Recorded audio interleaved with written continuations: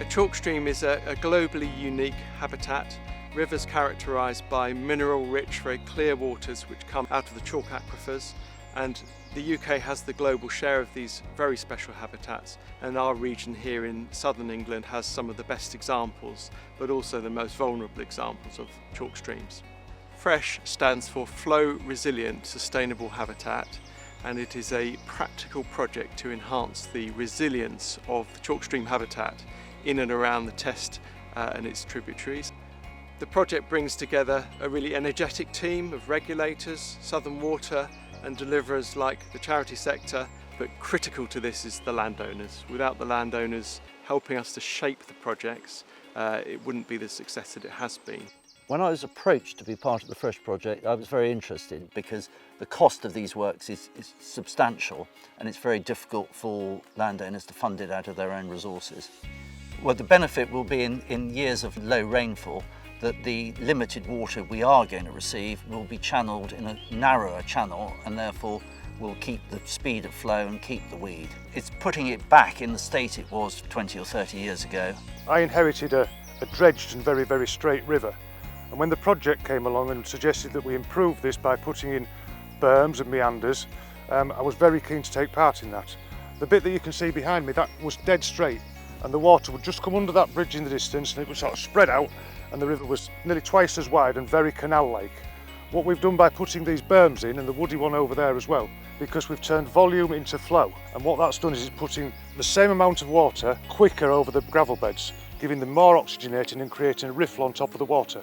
We were slightly conflicted when the project was going to be funded by Southern Water, but hopefully because they've invested in the future of the river, it gives them a big interest in how they look after it as well. I'm really, really happy with how it's come along.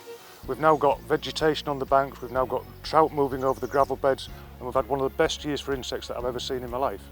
The River Bourne had certain issues, such as grazing right up to the river's edge, a lack of tree cover on one bank, a depletion of woody material in the channel, and channelized bits of river. Looking at the river as a whole, and then breaking it down into smaller sections to mesh those projects together, it's allowed us to restore the river, and we've set the building blocks for the river to basically look after itself.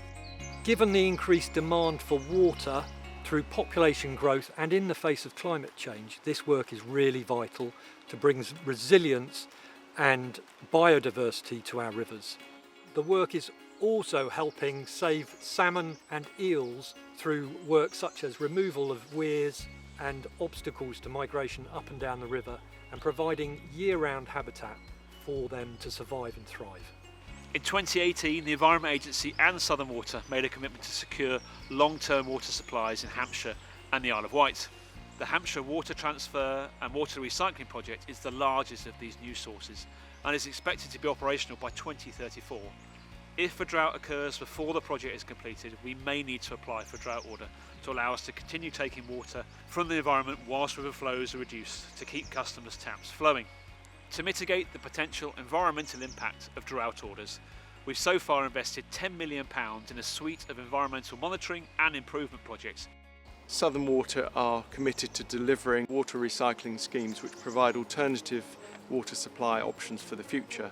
But until such a time as those are ready, the company needs the option of abstracting from rivers like the Itchen here in times of severe drought.